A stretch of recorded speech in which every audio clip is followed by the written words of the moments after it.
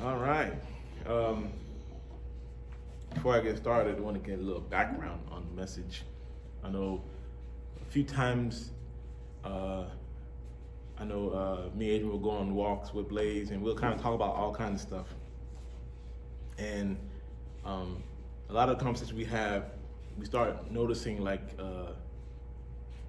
guess, causes and effects and trade-offs and like uh, not seeing, like, you go one route and next thing you know you see something else happen because of this. You see one thing, you see another thing, you see the aftermath of this and that, and it just, we see that in several different aspects. So when this message came to me, it was like, yeah, this is pretty deep. I'd like to do a message on it, but I was kind of didn't want to start because I know this is kind of can get really big, and I wanted to like spend time and do research and stuff on it. But the longer I delayed, it was like, you know what? Let me just come up with something for now, and I know I can expound upon this many times later. Amen. So the title of the message is, "Can you afford it?" Can you afford it? Can you afford it? Amen. So I know we heard the phrase, "I can't afford to let you," or "I can't afford to sit here," and usually, you know what this phrase means. Usually, this term "afford" ties to finances, ties to spending money, but as you see, the phrase, it fits in multiple different categories. Right. Now, what's so interesting about this, because how it fits, it's actually very unique, because when you really process the term and what it means, because it usually means you can't allow to do something, or because you can't handle, well, let me rephrase that. You can't allow or do because you can't handle the results or the effects. And that kind of equates nicely with finances. Right. If something costs $50 and you only have 30, you don't have enough. So that means you can't make that expense because you can't make up for that what's left. So you can't afford it. Now when we tie that to life, we can see millions of examples where we can see how, things don't add up. We can try to, I guess you could say, own certain things, but we can't really pay for it. So the first point is, what's the cost? Now, just to be able to, if you're in that mindset where day-to-day activities, decisions and things, and you're already thinking about this, where you're thinking about, what does it cost? What are the consequences? What's the after effects of my decision? This has already put you in a wise state, because not many people do that. Sometimes people act rash, or just, on impulse, where you just, oh, I want this, I'm gonna go get it. I feel like doing this, I'm gonna just do it. And then all of a sudden, you don't even think about, if you just go ahead and get that, what's gonna happen to you doing that? Or how's that gonna affect other people? And so if you're actually processing this in your mind while you take actions, that's smart. That's very smart, and that's definitely beneficial. And we can go to Luke chapter 14, verse 28. This is scripture we all know and love. It gets brought up pretty often. 14:28. Yes. It says, "For which of you, intending to build a tower, sitteth not down first and counteth the cost, whether he have sufficient to finish it? Amen. Lest happily, after he has laid the foundation and is not able to finish it, all that behold, it begin to mock him." So when he started off, the foundation is laid. The next thing you know, he realized, or you're trying, but you can't finish it. Now all the people around you who saw this beginning, they see, oh, you're working on something. Oh, you're changing something. What's going on over there? You're doing something. Or you're gonna claim, oh, I'm doing this, I'm doing that, and people watching you, people see you in the beginning steps, and wow, and next thing you know, you stopped. And people begin to see that, oh, there you go again, saying that, oh, there you go. He said he's gonna do it. Guess what? He ain't doing it no more. He don't stop. Yeah, I knew that was gonna happen. So, people start to mock you when you start and you can't finish things. So as you can see, in that aspect, you can see how starting something but can't finish have consequences. There's a cost too when you don't complete something you start.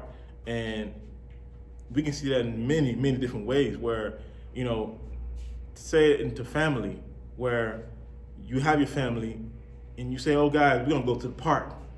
After school and everything, we're gonna take you out of the park, we're gonna have fun, we're gonna do all this and that, and after the park, we're gonna go get some ice cream. Kids are excited, yeah, let's go. And next thing you know, things done changed up and you can't do it. Guess what? At that moment, you put something out there that you couldn't really afford because maybe certain circumstances came and changed things up, but at that moment you couldn't afford it anymore. And what happens when you can't afford it? People are disappointed. And that's the recourse of not being able to, pay for what you don't want, what you're trying to buy. Now, we can see in life where we want these grandiose things. Sometimes you want to become, something great. Some people want to become that NFL player, that superstar, basketball, baseball, or you want to be more than that. Where I want to be the best of the best, like in basketball. You want to be comparable to LeBron James or Michael Jordan. Some people want, all this money. They want the big fancy house, the mansion, the luxury car, And then this message came way before Adrian made a purchase of her car, so it was like kind of crazy how all this stuff started adding up. But yeah, so we desire so much great things, but the thing is, what does it cost? What does it cost? Because, say you want to be a superstar athlete, what does it cost you to become that? Sometimes people just want it where it's like, just turn on the switch, or they just blink an eye and next thing you know they have it. But no, if you look at everybody who acquired these things that they wanted, they had to work for it. They had to put in the time and effort to work hard, to build it up, to learn, to practice, train. They had to be disciplined in their bodies, and I'm sure many athletes, I know Montrose can tell you the time when she was in basketball, there's a lot of things that she probably wanted to do, maybe just chill out, go home and chill, but nope, you got there, practice. You can see a lot of times people are probably like just saying, oh man, we were just hanging out, having fun, and you hear all these stories, what you missing? Oh, you missing it. Yeah, where you been? But at that time you can feel like, oh, I'm missing out. But if you were focused and continue doing what you're trying to do, you see the payoff. But sometimes people don't want to, they see that the costing of, oh, it's gonna cost for me to become this or that, it's gonna cost me all this time. I have to study, I gotta practice, I have to sit here and do all this boring stuff for years on. Like, if you want that degree, it don't just come like that. It takes years and years, and it costs you a whole lot of money. But when you complete, it's a great reward, but it costs you. It's gonna cost you a lot. And sometimes people just focus on the monetary value, where you want this big old fancy house, and you see you got the money to buy the house. That doesn't mean you can afford it, because you can buy it and it's yours in your name, but now can you handle it? That's another thing that's meaning if you can afford it. If you can maintain a house, keep it up, can you live in it? Can you enjoy it? If you get this house and next thing you know, all hell break loose, things start falling apart, your emotional state drops, or your pride shoots through the roof where you start looking down at everybody, this is something you couldn't handle it. You really couldn't afford this. This thing came at an expense of so much different things that you didn't even account for. And that's how sometimes we be, where we have these big dreams, but we don't even process the cost of it. Not just monetary cost, but sometimes all the different costs. And of course, this is the message we bring here to God, that people got to realize that, yeah, this ain't just gonna cost you, maybe some of your time, some of your money, or your friendships, or your patience that you have. Not gonna just cost you that. There's a spiritual aspect also affected that sometimes people don't pay attention to. Sometimes, as you can see in this world, God is so sovereign. This will make so amazing that people can leave out the spiritual aspect, pay no attention to it, and guess what? You can still get blessings in this life. You can live, you can eat, drink, you can party, you can have fun. All these blessings still come upon you without you acknowledging God whatsoever. But that's God's sovereignty in Him maintaining His word, what He established, what He's going to do. He has His will, and people got to be grateful for that, because this is why people could be knee deep in the mess where the spiritual life is just sickness and dead. But that don't mean God just gonna immediately, cut them off. Sometimes God still let people grow, and you see, He lets the rain fall on the just and the unjust. And but people don't realize that you still are utilizing some of the things that keep you alive, some of that keeps you sane, some of the things that keep you going. When you really drill it down to the root, it is from the spiritual, and it is from what God provided. You may not acknowledge it, you may not appreciate it, you may not really pay attention to it, but it is. You're benefiting what God has provided. And now imagine if you actually do acknowledge it, you do take it and embrace it. That's really taking advantage of what you have, and that can propel you further than anything can. The world can try to throw all these things at you, but the real essence of the peace that God is really telling us about, the world cannot give you. The world don't even know how to really describe it to you. Another thing is, we can see in this world, this is transactional world. This world's full of transactions. For you to know you receive, you got to give something. We can see it all. If you want to buy something, you got to pay up. If you want anything to do, it's something you got to offer back in return. That's everywhere we go. If you want this tree to grow up, you need to supply it with water. It's not going to just grow on its own. If we want to live, if we want to be healthy, we got to give something into the body to make it where we want it to be. And if you completely ignore that, you can spend years after years after years saying you want something, but if you don't supply nothing in return, you'll be asking that same question. You'll be that same mode of requesting, desiring something. And just imagine being a teenager. So, you know what? I want to be successful, whatever that means, however it means to you. But you don't process the work it takes to be successful. Say you want to be happy, say you want to be established, you want to have a family, but you're not thinking about, okay, what do it require of me to have this? If you don't process that at all, or don't even put in anything into it, by the time you're 50, 60, you'll be on the same page, same thing.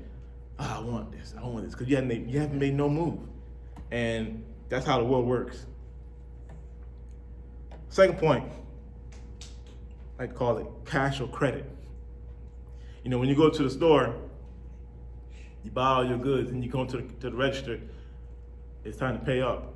Now we have different forms of payment. And that's a good thing to think about when you think about life. Because with these decisions we make, with these transactions we do on a day-to-day basis, there is different types of forms of payment. What do you sacrifice? What do you give for what you're trying to obtain? Sometimes it's this disappointment, lack of trust. Sometimes it's your patience. Now, I was sitting there, and patience is a great thing. As you know, the scriptures definitely point that out to us, that we need to have patience. When you have patience, that is a good resource that you can spend. Because imagine something happened to you. You at work, coworkers acting a fool and talking about you, or just doing things sloppy, and you see it. and it just irks your mind. It just irks you, like, oh my God, I just can't stand what they're doing right now. And there's different ways you can pay for that, like what you gonna do about it. Now you could say, you know what? I'm gonna just go ahead and give them a piece of my mind. And guess what? There's some consequences in that. Yes. It does. And another way is you can utilize patience that you're gonna build up. And if you know patience is a virtue, if you know it's something important, you're gonna keep on practicing and building up patience in you. It's like a bank account. Just keep building up. Maybe in the beginning when you're not aware, you probably got, let's just use kind of monetary value for patience. Say you got like $25 of patience, and you build it up to 100, then you build it up to 500. You're gonna need it, especially in this world. You're gonna go through a whole lot of things that's gonna be chipping away, and you gotta pay somehow. What you gonna pay? With your anger? With your mouth? You gonna pay with patience? You gonna show it with love? Because you gotta pay something out, and if you don't have enough, you're gonna use something else. If I don't have enough patience, then I can't use patience because I don't have no more. So I'm gonna use what I got. And if I have, some of us have a whole lot of anger. Some of us have $1,000 of anger in our bank, and we ready to pull it out. And next thing you know, it goes crazy. We can go to 1 Samuel, chapter 15, verse 26. Give you a little backup on the background story.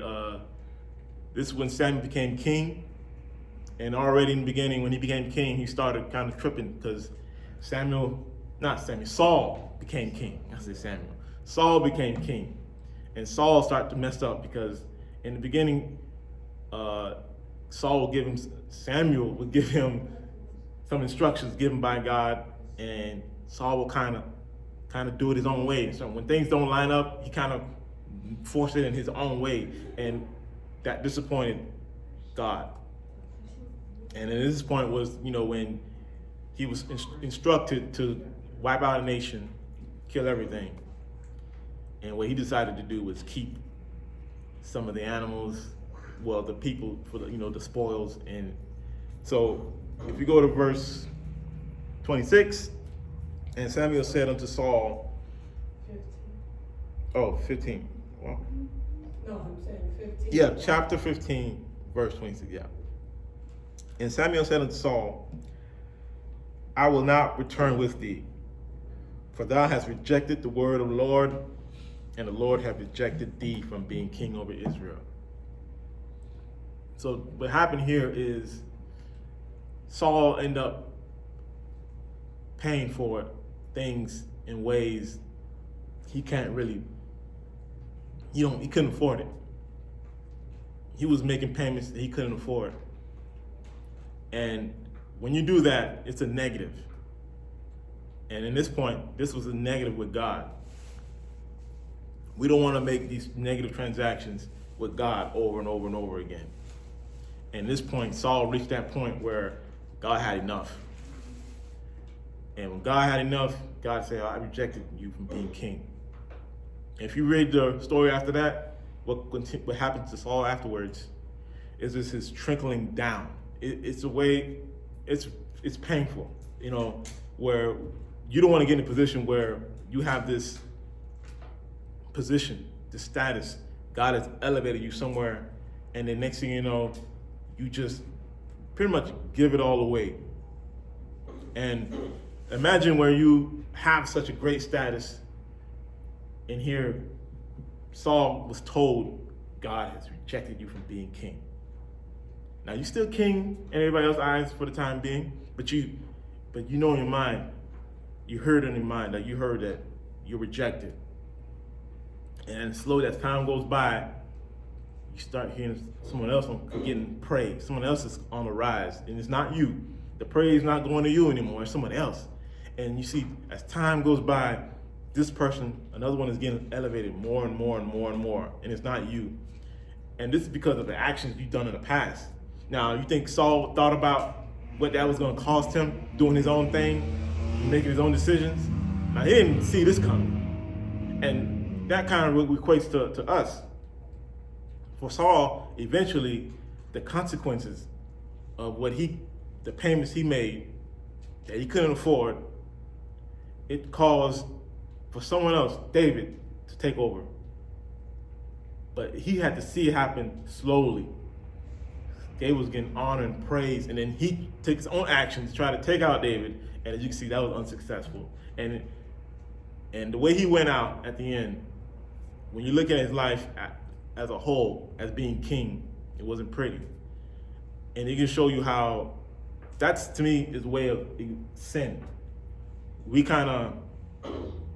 the cost of sin is so much greater than we actually know and believe. Amen. Where sometimes people can say, "Oh, it's just gonna be a little thing. You don't worry about it." But we don't know the weight, Amen. how dangerous that is. In Romans chapter 6, verse 23, it says, "For the wages of sin is death, but the gift of God is eternal life through Jesus Christ our Lord." Now, he said it plainly. We can read through that very quickly and move on and say, "Oh, wow, wages." But if you really stop and process that, how much does sin cost? That's death. And that's not physical death, because we all gonna die in the flesh, And the fact that he said the wages of sin is death, and we're not talking about physical death. Can we pay for that? Do we have enough to pay for sin? And then we process that, and we see how, if you actually pay attention to how widespread sin goes from one host to the other, and how it affects the world, it affects the atmosphere, it affects everything. Us, the animals, the plants. Sin has affected everything. It's like a virus in this world right now, and we can't do anything. All we can do is refrain and stop. But it was God that came in and paid for it. He paid for it for us all. He paid for something that none of us can pay for, and it just shows you the weight of how expensive sin is. And imagine just playing with that. Something so expensive, you're gonna put, and then the thing is, what you get in exchange for sin is so small. It doesn't satisfy. It's a short term. You pay. It's almost like you go to the store and you buy a bag of chips, and it costs you $5 million, and it's like, Amen. and you don't notice it. And the way sin works is that you go to the store. Let's use the bag of chips as an example again. You see the bag of chips. Oh wow, it says $5. Oh, I can pay for that. Yeah. Somebody might get mad at me or whatever, but it'll pass. It'll be cool. Let me pick that up. You pick it up, but you didn't know. Yeah, there's some words. It was some small prints that you missed, that there's some interest in there. Maybe it's a high interest rate that you ain't thinking about. And next thing you know, this is the dark depth of the unknown of sin, of this bag of chips that you don't purchase. Next thing you know, you feel like you bought it, you thought you good, you finished it, and guess what? Now you got a bill coming in the mail. Yeah, you got a bill coming saying, "Oh, you owe $100 right now." Oh, for what? Yeah, for that bag of chips that you bought. Oh, I didn't know that. Next thing you know, next month, oh, now you owe $200. Like, I paid $100. Yeah, but yeah, and it just keeps going and going. And next thing you know, it's like, oh, you didn't notice, but because you bought these chips, you also agreed to be added to this other package that also, next thing you know, that's how sin is. It just multiplies, and then the consequences and the cost of it, you're paying so much for sin that you can't even keep track of it. If you ask someone to kind of, I guess you could say, accountant to track all the expenses that you had to do for the sin, oh my goodness, they couldn't even process. They was like, whoa, the computer can't even handle all this information, how wide sin is going. But that's just that perspective to know that, yeah, when you play with sin, yeah, it's a very big deal, and it's weighty. And then sometimes you think it's the one and done. Oh yeah, I messed up and that's it. No. Sin is behind the scenes. It keeps going, and the damages keep going and going and going and going, and sometimes there's nothing you can do to stop it. You just have to let it run its course. And the bottom line is Jesus. That's it. So being mindful of our actions and decisions as transactional deals, and knowing that there are benefits and costs will help us make better decisions in the long run, in the natural and in the spiritual. Knowing the cost of what some things we can know, some things we can see the cost, we can kind of see, and there's some things we don't know. But it's good to actually process and consider. Get some preparations in ahead of time rather than just acting rashly and not know what you're getting yourself into.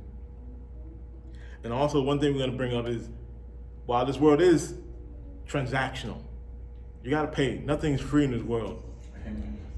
But we do have a gift. We had the gift of salvation. As I just explained a little bit about how the weight of sin, that was wiped away. That was paid for us for free. Now, it wasn't for free, technically. We didn't have to pay for it, but God had to pay for it. Amen. And that's the concept of gift. Even though they say the world is not free, a gift isn't actually free. Someone had to pay for that gift. And what God also teaches us, as he died for our sins, and we see that, we got to mimic him in some shape or form. So we got to practice that as well. We offer our gifts unto others. We get gifts to other people. And you can just see how interjecting that into this world creates a new change. Because honestly, sin is in here. Sin is deep and it's spreading crazy and crazier and crazier. The world's getting darker in many ways.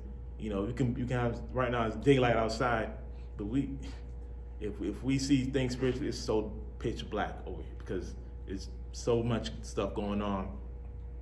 But we have grace. We have some light, and we are the light of the world. And God is helping us to pass this light on to all those, and we be beacons among this world where people can see. In all this darkness, there's some light you can turn to. Yes.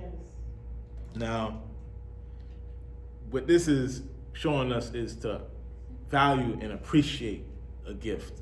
When you get a gift like every day or every other day, sometimes you can just, take for, it's another gift, cool. But when you actually process how much in debt we are to sin and the weight of it, how it's, even though we can't pay for it and it's getting bigger and bigger and bigger, the cost is so great, but it's been paid off.